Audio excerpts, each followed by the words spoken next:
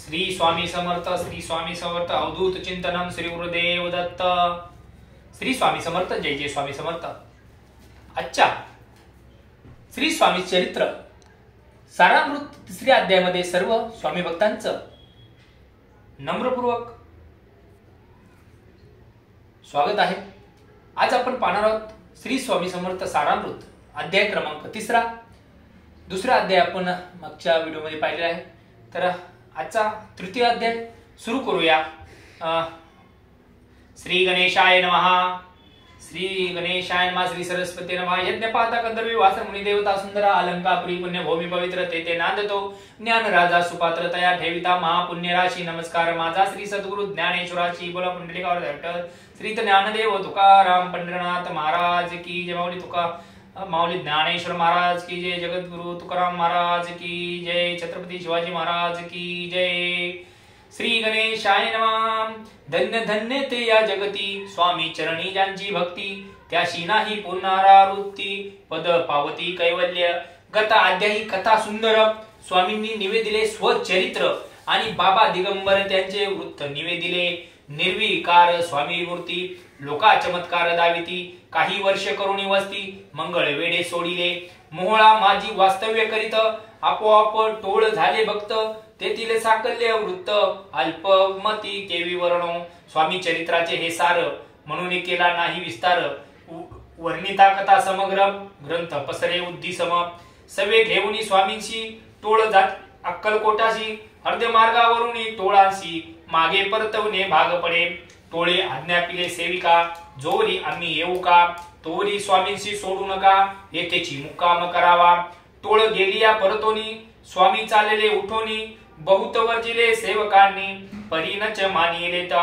तेथून या निघाले अक्कलकोटा प्रति आले. ग्रामद्वारी बैसले येती राज्य स्वेच्छेने. तेथे एक अविद्य होता तो करी तयांची थट्टा. परी काही चमत्कार पाहता महासिद्ध समजला. पूर्व पुण्यास्तव निश्चिती आले चोळप्पांच्या गृहाप्रती. स्वामीशी जाणून ईश्वर मूर्ती चोळप्पा करी आदर. चोळप्पाचे भाग्य उदिले यती राजगृहाशी आले. जैसी कामधनु आपले बळे दरिद्र्याच्या घरी जाय.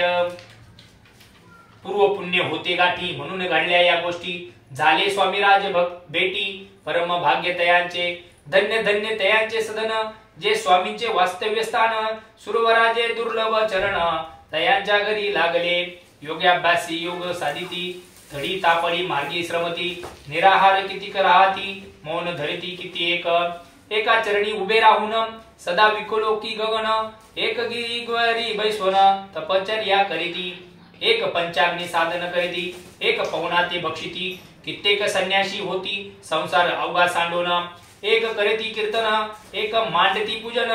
एक करीती होम हवन एक षट कर्मे आचरती. एक लोका उपदेशती एक भजना माझी नाचती. एक ब्राह्मण भोजन करती एक बांधती देवालये. परी जयांचे चरण दुर्लभ स्वक्ती वाचन. केली याची नामा साधन भावविन सर्व व्यर्थ. योग यगादी काळ काही चोळप्पाने केले नाही.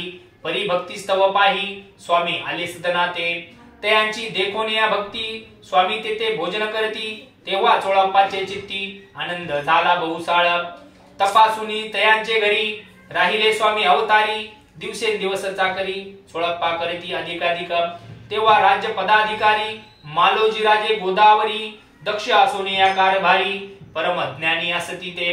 अक्कलकोटाची प्रख्याती तेव्हा काही विशेष नव्हती. परितयांचे भाग्य निश्चिती स्वामी चरणी उदेले. तपोसोनी जगात तया नगरांचे गाव गाजत. अप्रसिद्ध ते प्रख्यात किती एक झाले. चोळप्पाचे गृहाप्रती आले कोणा एक यती. लोका चमत्कार दाविती गावात मात पसरली. आपुली व्हावी प्रख्याती ऐसे नाही जयाचे चित्ती. म्हणून स्वामी राजे यती बहुधा न जाती फिरावया. लोकां माझी पसरली मात नृपाशी कळला वृत्तांत. की आपुली या नगरात यती विख्यात पातिले. राहती चोळप्पाच्या घरी दर्शना जाती नरनारी. असती केवळ अवतारी लीला ज्यांची विचित्र.